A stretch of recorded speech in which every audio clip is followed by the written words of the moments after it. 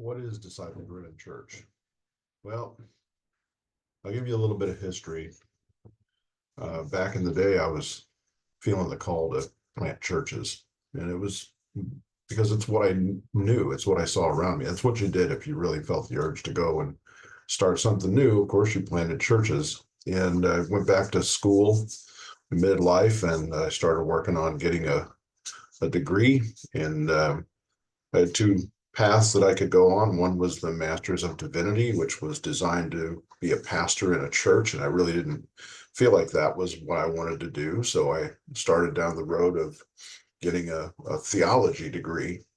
And as I was working on the theology degree, God started stirring this thing in me about how the institutional form of church that we see on every street corner that everybody's so used to was starting to struggle. And I was seeing a lot of things about it that were unbiblical in nature. They didn't come out of the Bible, they came out of man's design. I saw it struggling to grow and retain people. And I saw this movement beginning to occur of people leaving the institutional church and it really starting to struggle. And this would have been back in, the early 2000s.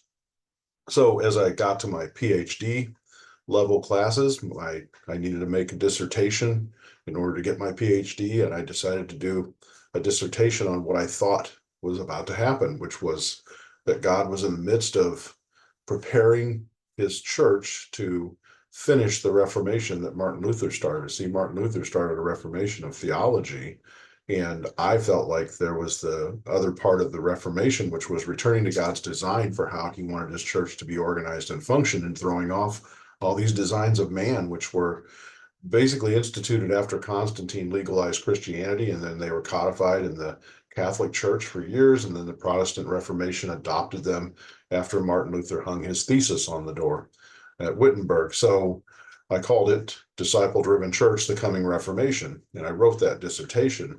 And I still didn't know what I wanted to do with my life and ministry. So there I had my PhD dissertation. I decided to turn it into a book. And I made the book called The Disciple-Driven Church, The Coming Reformation. Really did nothing with it. I just gave it away for free to anybody that wanted it. I put it on the internet. It was never, a top 10 seller or anything like that. But the principles that were in it really started to fuel me, and they fired my soul because I saw that returning to God's design was an essential thing that the church needed to do. God designed it and he wanted it to run that way for a reason, and man had taken it over and it corrupted many things about it. And then so I became this advocate for returning to God's design, and started to reap the grief from the existing church leadership over that issue. But I eventually turned it into my teaching ministry, Disciple-Driven Church.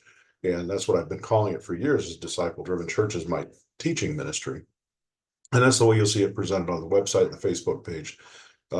So, in 2007, I attended the Keystone Project in South Dakota, and Dr. Richard Green was emphasizing a return to disciple multiplication and the Great Commission and following the Holy Spirit. And all of those things resonated with me in a very deep way.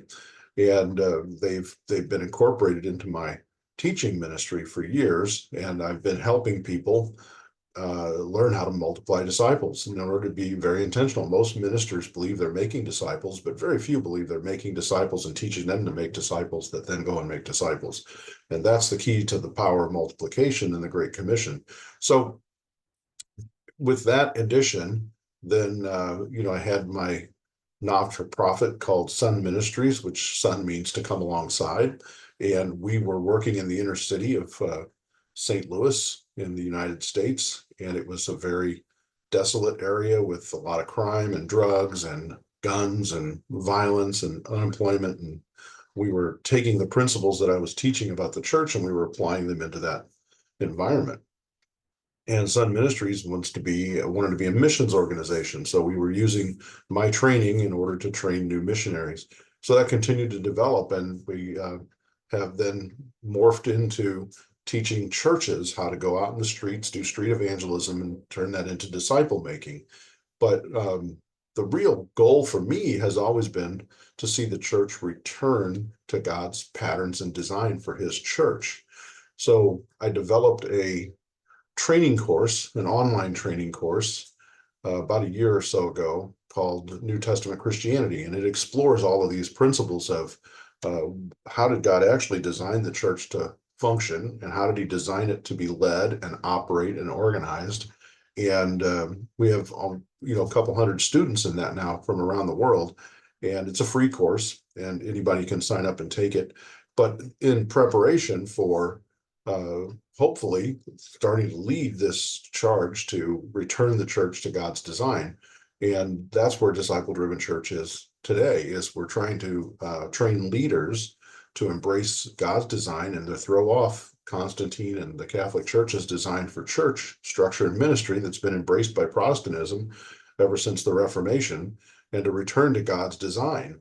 And what that means is a primary emphasis on the power and leading of the Holy Spirit, of a disciple multiplication, of organic church function and leadership by spiritual gifts, not by offices, no corporation over the church, but a decentralized leadership that helps to equip and empower believers to find their ministry and to go out and to do that thing that God created them to do.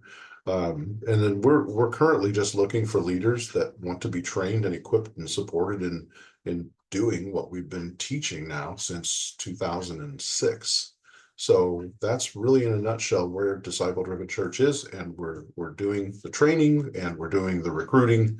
Eventually, hopefully next year, we'll start doing the relocating of missionaries into new areas to start these organic extensions of the disciple driven church. And have any other questions, you can visit the website, discipledrivenchurch.org, or the Facebook page or our YouTube channel. And that's about it for the summary.